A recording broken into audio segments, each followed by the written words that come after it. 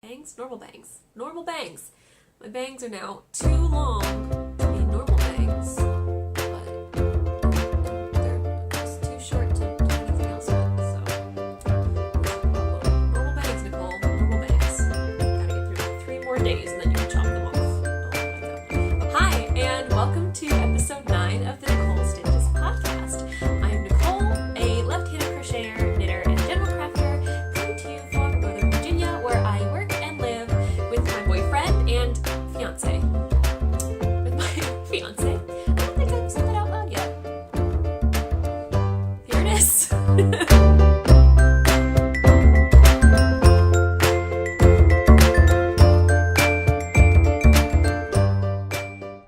Hi, and welcome to episode 9 of the Nicole Stitches podcast. I'm Nicole, a left-handed crocheter, knitter, and general crafter coming to you from Northern Virginia, where I work and live with my fiance and our cat, Webster. This is a podcast about any of the aforementioned craftiness that I get up to during the week. You can keep up with me on Instagram at NSP Designs, on Pinterest at NSP Designs, on Ravelry as she writes things, and on Etsy. Why is my Etsy shop the one thing that I always forget to say clearly at the end? My Etsy shop, NSP Designs, where I make and sell handmade project bags, notions pouches, and other fiber accessories, as well as crochet pattern designs. If you are a new viewer, thank you for stopping by and spending some time with me. And if you are a return viewer, thank you and welcome back. This is episode 9. We are almost to 10 episodes. How crazy is that? And if you've been around for a while, you probably noticed a little change in my introduction because this past weekend, my boyfriend Adam and I got engaged. I will share a little bit about that more at the end of the video for those who are not interested in the personal stuff, but it is a big deal. We are now engaged. You can see my ring. I'll try and get a better close-up of it. There you go. It is a ruby. Red is both of our favorite color, and it is also Adam's birthstone, so I requested a ruby in my eventual engagement ring because I just liked that stone better than a diamond. No offense to the diamond havers out there, but a ruby fits us, I think, a little bit better. So anyway, that'll be the end of my engagement rambling for the beginning of the video. I'll talk about it more later. But here we are, episode 9, and it is Thursday afternoon. It is my lunch break from work, so hoping I can speed through this in time to actually have time to eat lunch. We'll see. Fingers crossed. I'm a fast talker, so, there's potential. So, works in progress. I will start with a quick update on my Spotlight sweater. Not a ton has changed. I've added a few inches. I'm just working away on the stockinette body. So, I've added a couple inches since last time, but not much. I've been working on other projects, I will admit. But, I really, I need to power through this because I want to get the sleeves on and I want to get started on the fun part of color work and mix this up a little bit. So I think I'm going to make myself a little goal for the week to power through the remaining inches of this plain body and get into the color work. That lives in this kitty cat project bag that I made. You can find bags. I don't think I have this fabric yet in the shop in this bag size, but you can find other bags in this size in my shop as well as smaller bags in this fabric. So I'll work on putting bags just like this one in the shop very soon. Next up is a project that I worked on. I started last week. I had only just started it. It is living in this, one of my vintage NSP Designs project bags. And it is my Camp Wilkerson wrap. This is a pattern by the currently very trendy Caitlin Hunter of Boyland Knitworks. I am much farther ahead this week than I was last week. Here is a black and white picture from my pattern of the wrap. If I remember, I will insert a color picture of it as well. But it's basically an arrow-shaped wrap. There's a V at this end and a point. You can't really see the point very well, but this end will be in a point, and it is very cute. It is intended to be a DK weight shawl, but I am working it in fingering weight. I realized last week, I think I mentioned that I was working it in fingering weight, and then I had found some notes for conversions, but I don't think I said anything about what I was doing. So essentially, I had found notes in other people's projects for how they were converting from DK weight to fingering, and I'm basically kind of taking an average of what those people did and using my judgment. One person said that she was doing 20% more of whatever the pattern says to do, and another person was specifically adding X number of additional rows to every section. I'm kind of looking at the pattern, looking at what I have, and then deciding how many more rows to add to kind of make it proportional.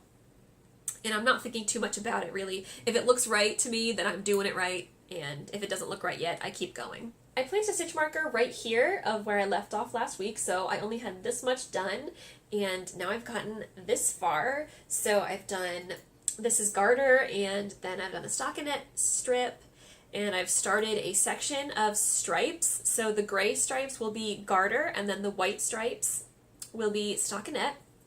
And then after I do a few of those, there is a bigger section with some eyelets that will be in another contrast color. I am using, I shouldn't put it over there because it's attached to yarn. This is color 110 by Blue Sky Fibers. It is an alpaca silk blend. It is very soft and squishy to work with. That is my white color. This is Tern by MadTosh. I need to organize this skein a little bit better because it's kind of fallen apart from being taken out and put in my bag so much. This is MadTosh. I think it's Tosh Light in the colorway Tern, T-E-R-N. It's my gray. Yellow that I used is, oh no, that was a crochet hook stuck in my yarn and I just sent it flying across the room. The yellow that I'm using is KnitPicks Hawthorne Kettle Dyed in Compass. Really pretty golden yellow. And then the eyelet section that I mentioned will be done in this color. This is MadTosh. Again, I think it's Twist Light or Tosh Light in Pendleton Red. Though the major thing that I think I'm going to take as like an adaptation from the pattern to make it for my fingering weight yarn is that I don't think you use a full skein of your middle contrast color on the original pattern of the wrap, but I'm a little bit worried about getting the right length with my fingering weight yarn because so far the proportions look okay compared to the pattern picture, but I'm worried that it might be a little bit short. So I'm going to compensate for that by just using more of this red color, partially because red is my favorite color, partially to make sure I get enough length, and partially because I don't love the idea of having a ton of tiny random balls of yarn just hanging out. I know lots and lots of people like put them in these cute jars and they make these beautiful little like yarn area displays and they are gorgeous and that's beautiful, or they like use them for contrasting heels and toes for socks, but I don't knit socks because I'm afraid of socks, and just the idea of just having a bunch of like bits and bobs of yarn around gives me a little bit of anxiety. So if I can use up this skein in one project, I think I'm going to do that. We'll see. If I get to knitting along and I think it's way too big, I'll just stop. It's not a big deal. But yes, I think that is my plan. And I do know that it is going to grow a bit from blocking just because the garter and stockinette are naturally going to bloom, but also the alpaca silk blend yarn is going to grow a lot. Alpaca silk blends have a reputation for growing during blocking, and I know that will happen. I'm already seeing it kind of grow naturally just as it hangs from my needles. If you see right here, it's just kind of stretchy, which is fine. And so I think I will be okay on length with those adaptations in mind. I'm also going to be very careful in my blocking because I've heard that MadTosh red yarns bleed during blocking. And I'm obviously using a white yarn that I want to be white. So that is a concern that I'm taking to heart. I think what I'm going to do is just soak that red section separately when I go to block, and then soak my ends separately so that they don't end up in the same water, or at least they end up as minimally as possible in the same water. So that will help alleviate some of it. The red will be bordered by my gray color, so hopefully that will help. And I'm just gonna kind of cross my fingers because I've read This colorway specifically I haven't heard bleeds, but there are several other MadTosh red colorways that I've heard a lot about bleeding. I know that her colorway Tart is very notorious for bleeding. Anyway, it's just something that I'm kind of trying to keep in mind as I work my way through this wrap. I'm not even to that section yet. I'm not even close to done, but just a note. I'm going to try and be a very careful blocker in that instance. But here is my progress. I'm very pleased with it. I'm a little bit addicted to this. It is really exactly the project that I was looking for. It gives me a little bit of interest because there's this band in the middle, this stockinette band. So I have to do some little stitchy business here to keep it stockinette, and there is the edge. Oh, that is another change that I made to the pattern. So you'll see here on this edge, there is a little ridge here and then a bump.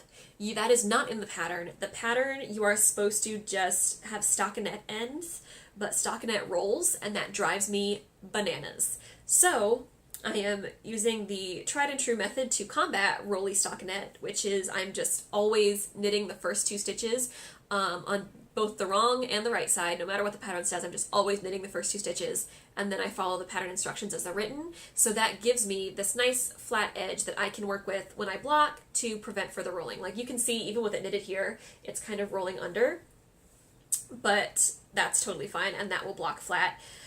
But that is one adaptation that I made to the pattern. I knew that having the stockinette edges rolling all over themselves was going to drive me nuts. The fact that it's doing this right here is making me crazy. So that's a change that I made. I also got to practice some skills on this project because I messed up this stockinette band in the middle. Obviously, when you're working back and forth stockinette, you need to knit on one side and purl on the other side, and I was just stitching away. I was watching a true crime murder documentary, as we all do, and I think I accidentally purled when I was supposed to knit, or I accidentally knitted when I was supposed to purl. Doesn't really make a huge difference. The point is, I did the wrong thing, and I ended up with a little ridge of garter, and I didn't notice it until a couple rows later, and you know me, if I notice it too many rows later, I'm not going back. But I did remember that there is a technique where you can take specific live stitches off your needle, drop them down, and then work them back up. And I have never done that before because that prospect was terrifying to me. But it was just these 4 stitches, and it was only a couple of rows. It was like 2 or 3 rows later. So it wasn't a huge deal, and it's just stockinette. It's not like lacework or cables or anything, anything too wild. So I tried it out. I busted out a tiny crochet hook and I tried it, and it worked. I was very successful. So, new skill unlocked. I did it. I fixed my mistake by dropping down selected stitches and working them back up. Obviously, pat on the back, gold star. Very proud of myself. So that is my Kim Wilkerson wrap. I will shut up about it now. Next up is my original crochet pattern design that I've been working on. I don't know how often I will be showing... Oh, I added pins to this bag. Pause the work in progress. I added some pins. These are, if you're a Disney fan, you may recognize them. They are Aristocats pins. These are from CynthiaDesign on Instagram. I will put all of my pin information, if you will, in the description. But I was very excited. I was very excited to see that she made all 3 Aristocats, because usually you just see Marie and you don't see the boys. So all 3 of them, I obviously had to grab them. But on to the yarn part. This is my original design that I've been working on. This is Fiber for the People yarn in Lemon and Grenadine. Fiber for the People is a good friend of the podcast. She's a lovely hand dyer based out of Nevada. She also has a podcast called Wool Needles Hands, and I think she just put out a new episode today. So if you don't watch, please go watch her. She's the best. This is her colorway Lemon and Grenadine, and I have been giving little previews here and there, but I'm not sure how much longer I want to do that because I kind of want to have like a big reveal situation, kind of keep it a secret, but I haven't been able to work on this a ton lately. I've been more focused on knitting and cross stitch, but this is really fun, and I'm loving seeing the colors come out in this yarn, all of the different speckles and color shifts, and I am in love with like these orangey colors right in this region. I'm obsessed. They're gorgeous. So that is this pattern, and I will show you my non-active, or is this the actual active cake? Of course it's the active cake. But anyway, here is my caked up skein of lemon and grenadine. I have 2 skeins of this. They're both caked and in the bag. And I'm not sure if I'm going to use them both. We'll see. I kind of just let the pattern decide how much yarn it needs. But I am working on that. I really want to release it soon because it's a very summery pattern, a summery colorway, so I want to keep it in the season. We'll see. Maybe I need to commit myself to working more on this week too. Setting all kinds of goals for myself. And the final work in progress is my cross-stitch project. 2 warnings before I bust this out. 1, if this gift is for you, you now know who you are. If this gift is for you, look away. Secondly, if you are going to be bothered by seeing a curse word stitched in lovely cross-stitch, I won't read the curse word out loud, but if you are going to be bothered or offended or flustered by seeing a curse word on your screen, look away, skip the video ahead a few seconds. I obviously am not bothered by it at all. I love a well-used curse word, but I'm going to show it. So, here's your warning. I am working on this as a gift for a friend for an upcoming gifting holiday. You know who you are, so you know what the day is. And I did put some good work in on it this week. Let me just stretch the fabric out tighter so you can get a better look. This is a pattern by one of my favorite cross-stitch designers, Plastic Wheel Covers. She is British, her name is Lauren. She's a murderino and a feminist and the greatest. And I have a ton of her patterns. I hoard them like the Dickens. And I chose this one. The needle is kind of in the way here. I'm just gonna leave it over here. But okay. Here comes the naughty word, so prepare yourself if you're going to be flustered. But I've made this much progress so far, so I have this to finish, and then I have a little bit left that's going to go right here. I think one more week. I think next week I'll probably have a finished version to show you, and then I have to send it off to its future home. But I'm very pleased. I think it's beautiful, and I also think it's really funny. So, this is my progress so far. I really love it. Here is my little needle minder by Armada Designs. It is the Evil Queen from Snow White. This is a very Disney episode of the podcast, totally by accident. But this is the Evil Queen from Snow White that is made by Armada Designs. She does not always offer needle minders. She does it kind of sporadically throughout the year. Anytime she gets back from Disney World, basically, is when she has these, because these are actually pins that she grabs at the park, brings home. She grabs like the blind bag packs, if you know about the Disney pin trading stuff, community, what have you. They do blind bags where you don't know what pin is in there, but you know a theme. She grabs those, brings them home, and converts them to needle minders, and then sells them on Instagram. So I was very lucky to catch one of those sales and got myself an Evil Queen. This is hanging out in my Pinup Girl project bag. This is in my shop right now in a large drawstring project bag version. I don't have this size back in the shop quite yet. I do have them cut. I just have to stitch them up and restock them. But I really love this fabric. You can see my pins as well. Always good. It's been a little while since I showed them off. And that is, I think that's all of my works in progress. So that is everything in terms of fiber-related content, I do believe. I did want to talk, actually I have a pattern acquisition. If you are keeping up to date with the fiber community at large on Instagram, you probably know about the hashtag Tits Out Collective. The Tits Out Collective was started by the Countess of Blaze, who is a UK-based indie yarn dyer, and basically she had a very misogynistic experience with a company in her community who expected her to give her time and talent and work for free. And when she said no, they were misogynistic buttheads. And she, in response, dyed the colorway, "If I want exposure, I'll get my tits out." Another dyer in the community, she's never named who, I have no idea who it was, replicated her colorway without permission.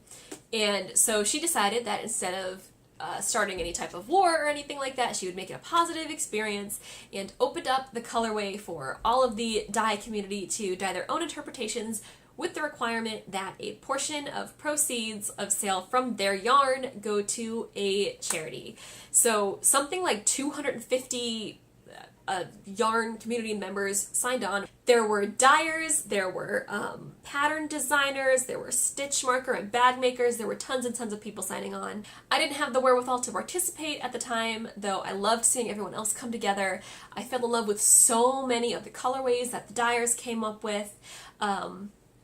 And I was really happy to see so much positivity and participation and support for this cause. I really wanted to support the cause, if not as a participant, as a buyer. I have been really trying to stick to a yarn diet lately, and so I resisted. I was successful in resisting buying any yarn, though I very much wanted to and was sorely tempted. And if it becomes available again in the future, I will quite possibly give in, but I was able to resist this time. But I did purchase a pattern. The pattern was released by Ellie of Skein Knits. She has a podcast here on YouTube. I will link it in the description, as well as the pattern that she released. She released, I think her pattern is called If I Want Exposure, I Will Knit Mitts for My Tits. But they were a gorgeous pair of colorwork mitts that say no on them, which is a very important thing for the ladies especially, but everyone to keep in mind. You have the right to say no. Neither here nor there. Ellie released this pattern. It's beautiful. I loved it, and I grabbed that. I was very excited about it. I fully intend to knit at least myself, if not several people, a couple pairs of If I Want Exposure, I Will Knit Mitts for My Tits mitts. It's a really great pattern. I will link it below. I think it's still available, and if you want to grab it and have some of your proceeds benefiting charity, I believe that is still going on.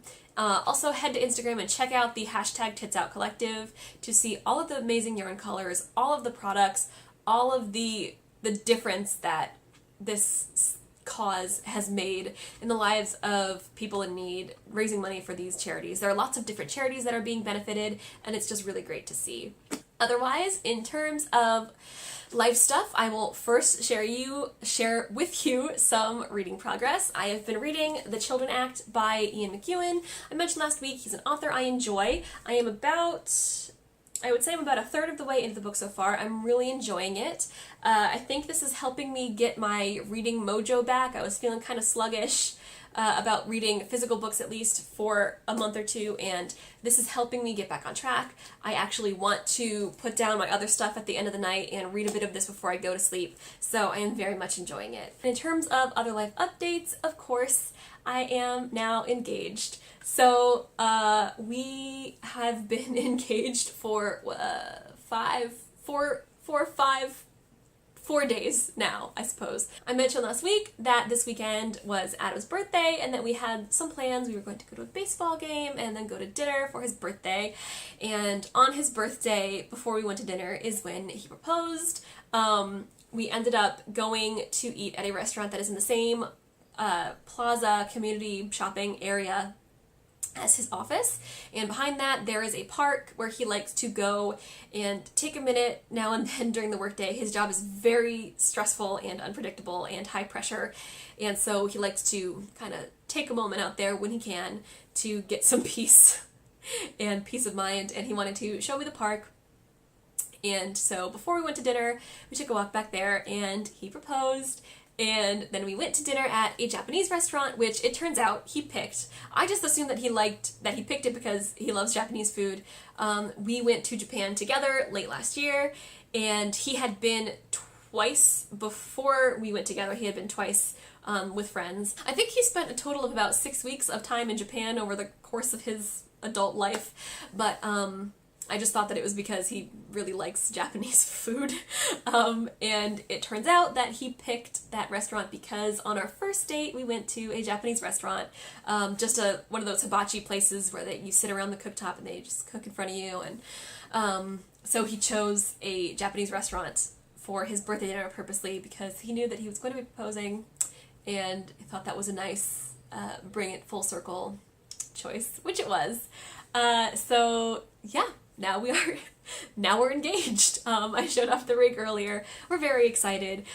It's a very high pressure and high stress time at his job right now, and so he doesn't have much mental bandwidth to be planning much at all right now, but we are already getting so many questions from excited friends and family about the wedding, everything from where we're gonna have it, to when, to who's in it, to what we're eating. I've been a bridesmaid and a maid of honor before, so I knew that there were going to be many questions, but whew, you think you know, and then you actually get engaged, and it's like, oh my god, but I am very excited. It's something that we've talked about for a little bit, so we know some of the things that we want, and I actually, on my Pinterest, I created a board called DIY Wedding. So if you want to follow me on Pinterest, if you're not already, if you want to keep up with some of the wedding planning, I'm not going to post everything that we are planning on there, just to keep it, you know, it's a very personal, exciting day. I'm not trying to keep secrets, but I do want to keep updates on the wedding if you are interested. I'm a very crafty person, so I fully intend to do lots and lots of DIY for the wedding, and I want to share that now and then. So I'll be sharing some things on Instagram and some things on Pinterest. I will, again, link my Pinterest in the description below if you want to go check it out and follow that board. And it should be fun. But that, I think, is it for life updates. It's a pretty big one. Okay, so that being said, I think that's it for this week's episode. Thank you very much for sticking with me. If you've made it this far, I appreciate you sitting around till the very end of the video and sharing some of your day with me. I hope to have some more news and exciting updates next week, more progress, etc. Again, if you were a new viewer, thank you for spending time with me, and if you were a return viewer, thanks for coming back. I hope to see you next week. Give the video a like if you enjoyed, and subscribe if you want to keep up with me. Everything I talked about, or at least most of it, will be linked in the description below, and I'll see you next week. Have a great week. Bye!